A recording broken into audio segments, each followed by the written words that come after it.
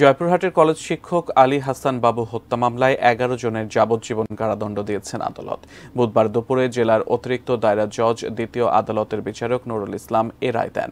মামলার বিবরণী থেকে জানা যায়, জয়পুরহাটের ৫ উপজেলার কাঁকড়া গ্রামের আবুল কাশেম মণ্ডলের ছেলে আলী হাসান গোবিন্দগঞ্জ শহরগাছি আদর্শ মহাবিদ্যালয়ে অর্থনীতি বিভাগের শিক্ষক ছিলেন।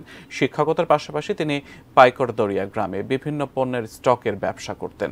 ২০০৯ সালের ১৭ জুন রাতে তিনি ব্যবসা প্রতিষ্ঠান থেকে বাড়ি ফেরার পথে কাঁকড়া ব্রিজের কাছে এলে টাকা লুটে নেওয়ার উদ্দেশ্যে আসামিরা আলী হাসানকে হত্যা করে মৃতদেহ নদীতে ফেলে দেয়। পরদিন তার বড় ভাই আবু বক্কর ৫ থানায় একটি হত্যা মামলা করেন। প্রায় ১৫ বছর পর হত্যা মামলাটির রায় হলো।